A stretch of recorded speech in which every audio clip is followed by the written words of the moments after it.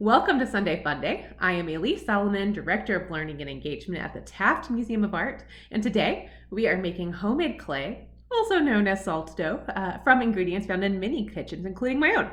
Our project is inspired by a work of art called Square Tapering Vase with Flowers of the Four Seasons. It's a work of art made in China during the Qing Dynasty. So let's get started. What do we need today? We need flour, all-purpose flour, some table salt, and some water, and that's it. So many of you may have done this maybe when you were in Girl Scouts or a child. It's such a fun activity. I really enjoy it. So first, the ratios are basically 2 parts flour, 1 part water, and 1 part salt. So we're going to use a half a cup. Not always the most precise measure. If it doesn't need to be, this is a pretty forgiving recipe as well. So first, our half a cup of flour, and you can make this as much as you want to. When I made this earlier, I made a full cup of flour, and it honestly made a whole lot of dough, so I actually decided to go a little bit less this time. Then I'm going to be using 1/4 of a cup of salt. And yes, this is a lot of salt, but that's kind of the point. It helps with the dough here. And so it's important that if you do have little ones doing this at home, or dogs maybe at your feet, like I've got my little dog below me right now, they are not going to want to eat this recipe, this dough. It is not going to be good. It's got way too much salt in it. Okay, so now that I've got those mixed together, we're going to use our water, 1/4 cup of water. Now, if you go a little bit too much with the water or a little bit too much with the flour, you can always add one or the other to kind of even everything out.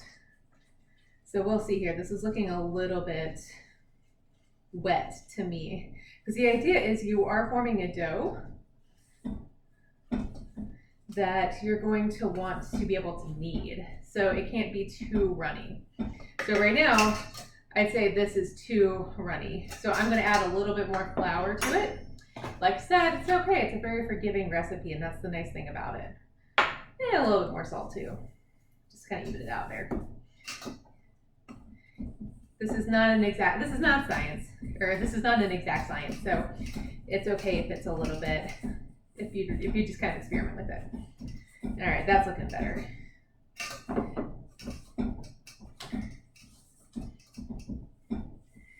All right, yeah, so we're seeing this is much more of a cohesive dough. If you put it in your hands, it can stick together instead of kind of pulling out of it. So that's good, right? All right, so here comes the fun part for little hands. Or another fun part for little hands. So one thing you can do after you've kind of kneaded it a little bit, you can add some food coloring to your dough, so that way it can be different colors. I'm just going to leave mine blank. I'm also putting more flour on the surface of my work surface, so I don't have any really big messy cleanup here, or so that way my dough doesn't stick to my counter here.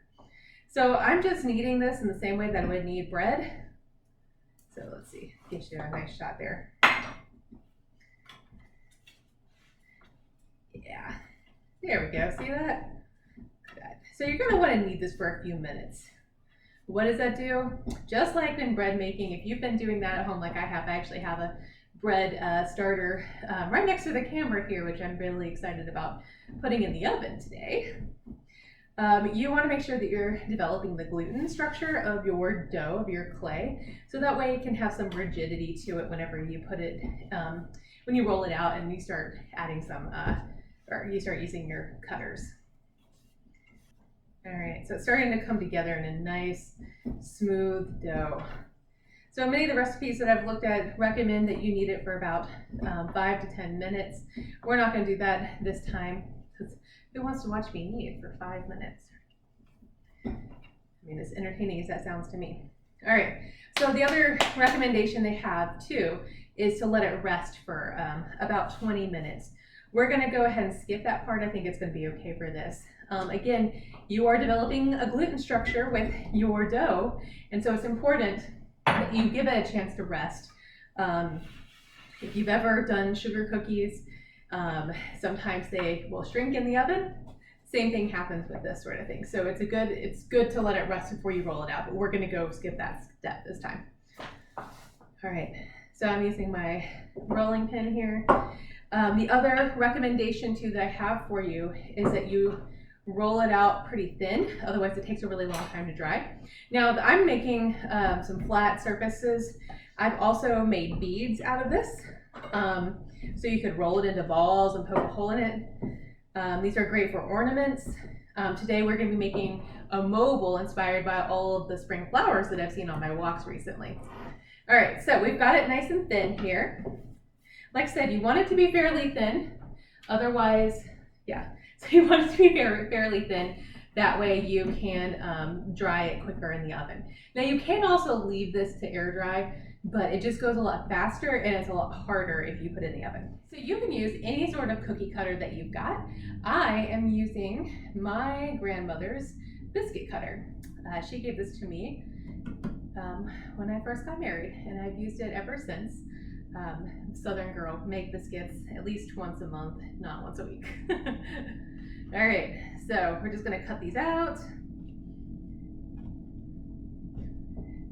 I used hearts and star shapes. It all came out like really a lot of fun. And you can reuse this dough too, so all the extras that you have around your cutouts, and that's fine too.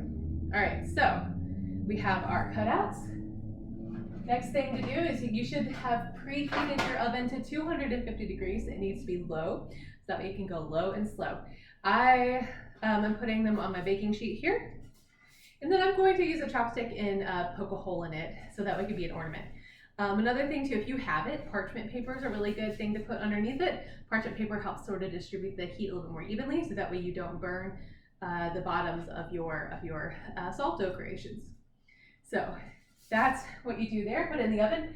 Mine took about an hour and a half to dry in the oven. So the varying thickness. And so this is what it looked like when it came out of the oven.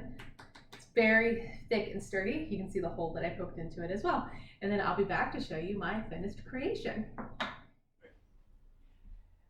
All right, and so we're back. I wanted to show off my final product. So I baked my salt dough ornaments and beads, painted them with flowers inspired by the spring foliage that I've been seeing on my walks with my dog.